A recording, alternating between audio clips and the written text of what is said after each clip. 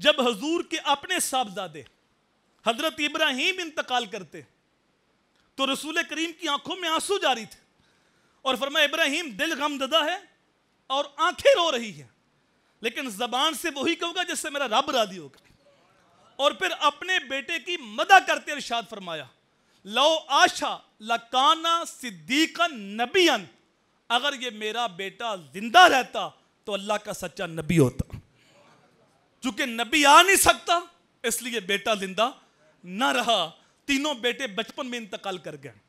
دیکھو اگر نبوت کا کوئی امکان ہوتا تو جو نبیوں کے بعد سب سے افضل انسان ہیں وہ بکر صدیق ہیں، پھر وہ نبی ہوتے، لیکن حضور نے فرمایا میرے بعد نبی ہے ہی کوئی نہیں، خلفاء ہوں گے تو وہ خلیفہ بنے ہیں، نبی نہیں ہیں۔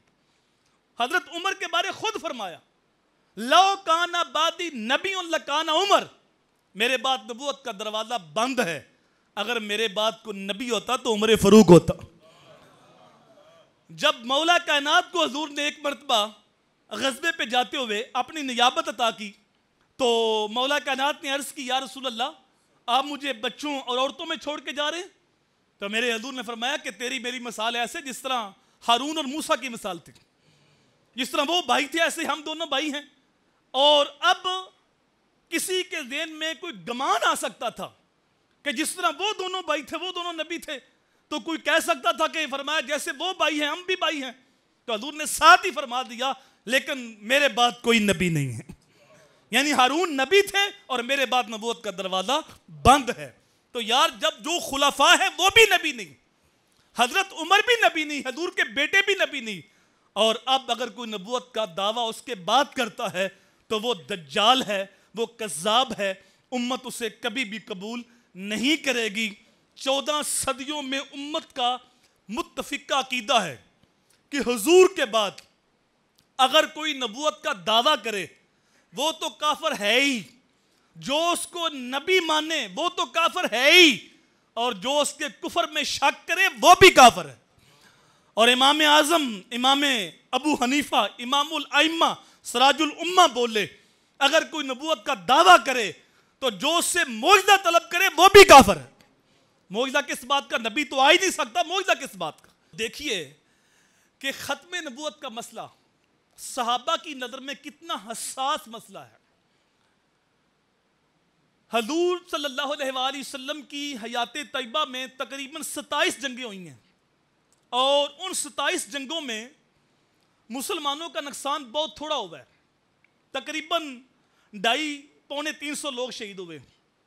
ساری جنگوں میں مسلمان اتنے شہید ہوئے، لیکن اس ایک جنگ میں مسلمہ کذاب کے خلاف لڑی گئی، اس ایک جنگ میں 1200 صحابہ شہید ہوئے۔ آپ تصور کریں کہ عقیدہ ختم نبوت کتنا اہم مسئلہ ہے کہ صحابہ نے اپنی جانیں قربان کر دی۔ 1200 صحابہ تابعین اس ایک جنگ میں شہید ہوئے، جن کے اندر 370 قرآن کے قاری بھی شہید ہوئے۔ اندازہ لگائیں کہ صحابہ کی نظر میں یہ مسئلہ کتنا اہم ہے۔ مسلمہ کذاب تو مارا گیا، اس کا فتنہ ختم ہو گیا، اور اس کے بعد پھر مختار ثقفی نے بھی نبوت کا دعویٰ کیا، اور دیگر لوگوں نے بھی نبوت کا دعویٰ کیا مختلف ادوار کے اندر۔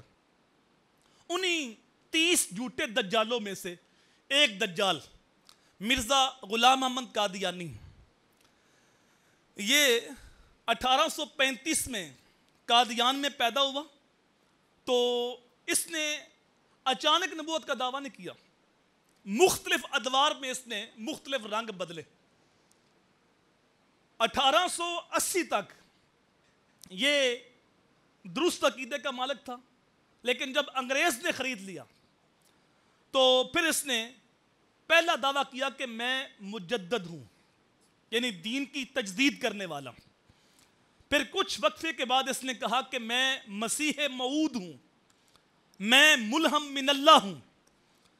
پھر اس نے مختلف رنگ بدلے، کبھی اس نے کہا کہ میں ذلی نبی ہوں، کبھی کہا کہ میں تشریحی نبی ہوں، کبھی کہا کہ میں بروزی نبی ہوں، کبھی کہا کہ میں امتی نبی ہوں، اور پھر اس بد نصیب نے کہا کہ میں ہی عیسیٰ ہوں، میں ہی موسیٰ ہوں، اور اس نے 1901 میں کہہ دیا کہ میں ہی نبی ہوں۔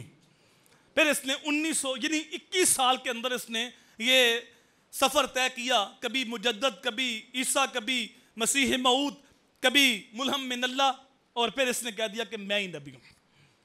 پھر اس بد نصیب نے بہت ساری کتابیں بھی لکھیں اور بہت سارے اس نے جھوٹے دعوے بھی کیے۔ اس نے یہ بھی دعویٰ کیا تھا کہ یا میں مکے میں مروں گا یا میں مدینے میں مروں گا، لیکن ایسے جو پلیت شخص ہوتے ہیں، ایسے لوگوں کو نہ مکے میں موت آتی ہے نہ مدینے میں موت آتی ہے۔ یہ 1908 میں لاہور کے اندر لیٹرین کے اندر مرا تھا، گندگی کے اندر دتھرا ہوا تھا، ذلیل ہو کے پیدا ہوا اور ذلیل ہو کے مرا، اور قیامت تک قبر کے اندر بھی ذلیل ہوگا۔ مولانا شیر محمد شرق پوری علیہ رحمہ فرماتے ہیں میں نے کشف کے ساتھ دیکھا ہے کہ مرزا قادیانی اپنی قبر میں بولے کتے کی طرح بھونک رہا ہے، اور یہ قیامت تک ذلت ہے، اور جو حشر کی ذلت ہے وہ باقی ہوگی۔ اور یہ خود تو مر گیا لیکن امت کا ایک حصہ متاثر کر گیا، بہت سارے لوگ اس نے اپنے ساتھ لگا لیے، اور پھر یہ فتنہ مزید جب بڑھا تو علماء نے اپنی زندگیاں وقف کر دیں۔ علامہ شام نورانی صدیقی علیہ رحمہ نے 37 علماء کے دستخط سے ایک قرارداد پیش کی اسمبلی کے اندر، پھر اس کے اوپر بحث ہوئی، اور 74 کے اندر جو بھٹو کا دور تھا، 7 ستمبر کو ان کو کافر قرار دیا گیا۔